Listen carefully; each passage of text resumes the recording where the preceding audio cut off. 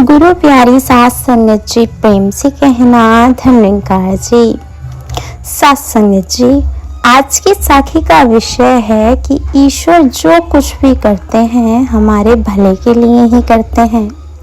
सास संगत जी, इसी पर आधारित इस सुनते हैं यह प्यारी सी साखी। एक इंसान मंदिर में काम करता था। उससे मंदिर में काम करते हुए 50 साल हो गए। 50 साल तक वह मंदिर में श्रद्धालुओं की सेवा करता था। एक बार वह सेवा करते करते भगवान से सवाल पूछता है, भगवान, आपकी तो बड़ी मर्जी हैं। आप इस जगह पर मूर्ति की तरह बैठे रहते हो और मैं सुबह से शाम तक काम करता रहता हूँ। एक बार ऐसा कीजिए, आप मेरी जगह आ जाइए और मैं आपकी जगह बैठता हूँ। कम से कम एक दिन तो मुझे आराम मिलेगा। भगवान बोलते हैं, तू नहीं बैठ पाएगा, तू बहुत सारी गलतियां करेगा। इंसान कहता है, कोई बात नहीं, एक बार मुझे अपनी जगह बैठने तो दीजिए। भगवान बोले, ठीक है, लेकिन जब तू यहाँ बैठेगा तो तुझे कुछ बोलना नहीं है। इंसान बोलता है, मैं क्यों बोलूँगा, मुझे तो चुपचाप बैठना है। भगवान बोले, मेरे पास दिन भर बहुत से लोग आते हैं। कुछ लोग शिकायतें लेकर आते हैं, कुछ दुख दर्द बांटने आते हैं, तो कुछ अपनी खुशी बांटने आते हैं। लेकिन तुझे उनकी खुशी में बहुत खुश नहीं होना है, तो उनकी दुख में बहुत दुखी भी नहीं होना है। लोग तुझे गालियां देंगे तो सुनना भी पड़ेगा।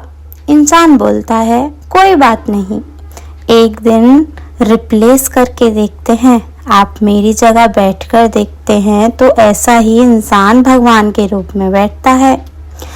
पहला श्रद्धालु आता है और आते ही 50,000 रुपए चढ़ाता है और बगल में अपना पर्स रखता है जिसमें 50,000 रुपए और होते हैं।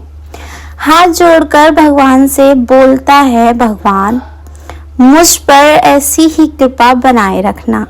अगली बार 2 लाख रुपए कमाऊंगा तो 1 लाख आपका होगा। इतना कहकर माथा टिकाता है और अपना पर्स वहीं भूलकर चला जाता है।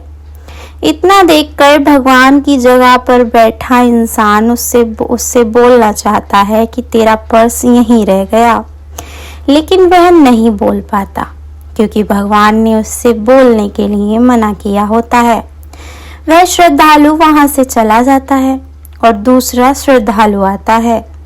आते ही 1 रुपए कर माथा टिकाता है और हाथ जोड़कर भगवान से कहता है, भगवान, कुछ ऐसा चमत्कार कर दीजिए, मुझे पैसे मिल जाएं।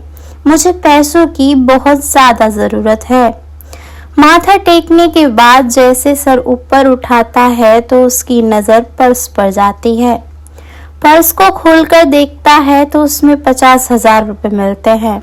वह बहुत खुश हो जाता है और दोबारा से भगवान को माथा टेकते हुए खुश होकर धन्यवाद देता है और पर्स लेकर वहां से चला जाता है। वह इंसान जो भगवान की जगह पर बैठा होता है, ये सब देखकर बहुत गुस्सा हो जाता कि 1 रुपया चढ़ाकर 50,000 रुपए लेकर जा रहा है, चोर कहीं का। पर वह उससे कुछ बोल नहीं पाता क्योंकि भगवान ने उसे कुछ बोलने के लिए मना किया होता है। अब तीसरा एक और श्रद्धालु आता है जो 15 दिन की यात्रा के लिए शिप पे जाने वाला होता है। नाविक होता है, वो पूरे परिवार के साथ आता है, ढेर सारा प्रसाद लाता है और भगवान से विनती करता है कि भगवान, मेरी जो यात्रा है वह सफल हो जाए और मैं हंसी खुशी अपने परिवार में लौट आऊं, तो आपके मंदिर में दोबारा प्रसाद चढ़ाने आऊंगा। तभी पहले वाला श्रद्धालु जिसका पर्स मंदिर में छूट जाता है वापस आ जाता है और बोलता है कि भाई साहब, मेरा यहाँ पर पर्स छूट गया था, आपने उठाया क्या? उसने कहा, नहीं, मैं तो अभी अभी आया हूँ। तो पहले वाले श्रद्धालु को शक हो जाता है। वह पुलिस स्टेशन में फोन करता है और पुलिस को बताते हुए कहता है कि सर मैं अभी 5 मिनट पहले आया था, मेरा पर्स यहीं छूट गया था, मेरे पर्स कोई सी आदमी ने चुराया है। अब भगवान की जगह जो इंसान बैठा होता है वह सारी घटनाक्रम को देख रहा होता है। पुलिस को इस बात का पता नहीं होता, तो पुलिस नाविक पूछताछ के लिए पकड़ कर ले जा रही होती है। तभी नवी कहता है कि सर मैंने चोरी नहीं की, मैं तो अभी अभी आया हूँ। पुलिस कहता है चलो पुलिस स्टेशन चलकर बात करेंगे।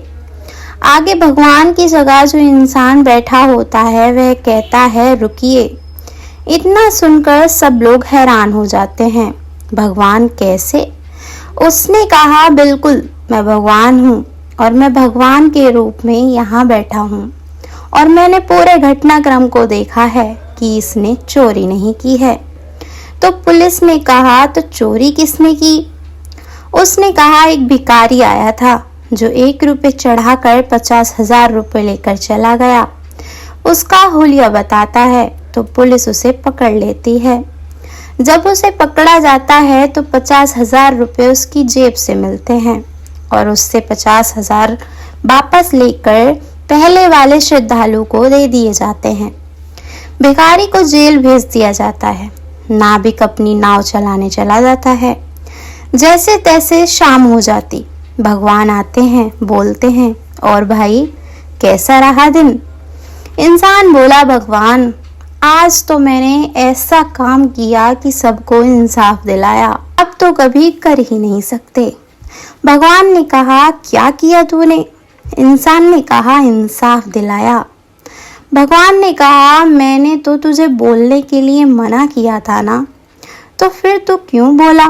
इंसान ने कहा हाँ बिल्कुल बोला, मेरा बोलना बहुत ज़रूरी था।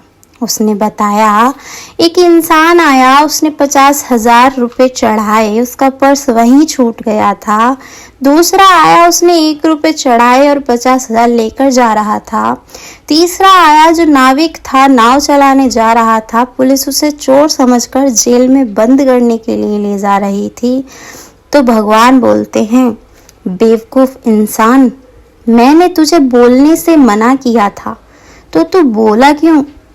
इंसान बोला मैंने बोला तो इन सबको इंसाफ मिल गया, चोर को पुलिस स्टेशन भेज दिया गया, उसे वापस मिल गए उसके 50,000 रुपये। मंदिर में भी तो दान किए थे उसने। भगवान बोले ये सब प्री प्लान था। जिसने 50,000 रुपये चढ़ाए थे उसने किसी घर में 1 लाख रुपए चुराए। वो जब भी चोरी में सफल होता था तो आधे पैसे मंदिर में चढ़ाता था, आधे खुद के पास रखता था। और जो दूसरा इंसान था उसके घर में बहुत बड़ा फंक्शन था। उससे 10 दिन पहले ही उसके घर में आग लग गई थी। उसने बहुत दूर दूर से लोगों को इनवाइट कर रखा था। उसके पास खिलाने के लिए कुछ भी नहीं था। अगर वह इन पैसों को ले जाता तो उससे वह लोगों का पेट भरता, उन्हें खाना खिलाता, उसकी इज्जत बच जाती। बात रही नवी की तो तुझे पता है समुद्र में इस बार सुनामी आने वाली है, जिसकी वजह से उसकी नाव पलट जाएगी और वो मर जाएगा। उसके जो बच्चे अनाथ होने से बच सकते थे, उसकी बीवी जो विधवा होने से बच सकती थी, अब वो नहीं बचेगी। अब बता तूने सही किया क्या? भगवान ने कहा जो पहले वाला इंसान था उसका 50,000 दूसरे वाले इंसान के पास चला गया होता तो जीवन में कभी चोरी नहीं करता, क्योंकि चोरी किया हुआ था और चला जाता। और दूसरा इंसान जो इन पैसों को ले जाता उसे भगवान के ऊपर आस्था हो जाती। भगवान जब भी कुछ बुरा करते हैं तो उसके साथ कुछ अच्छा भी होता है। और तीसरा इंसान अगर वह जेल में होता तो कम से कम उसे नव की यात्रा भी कैंसिल हो जाती, वह जेल से भी छूट जाता। कम से कम उसके बीवी बच्चे विधवा और अनाथ होने से बच जाते। गुरु प्यारी साथ संगत जी, कहने का भाव है कि भगवान जो कुछ भी करते हैं हमारे भले के लिए ही करते हैं। कभी हमें ये लगे कि हमारे साथ इतना बुरा क्यों हुआ तो अपने प्रभु पर विश्वास रखिए उसके साथ कुछ बहुत अच्छा होने वाला होगा जो पूरी तरह से आपके हित में हो, जो आपके जीवन को खुशहाल और आनंदित कर देगा। साथ संगत जी, अगर आज की ये कहानी आपको अच्छी लगी हो तो वीडियो को लाइक शेयर कर दीजिएगा।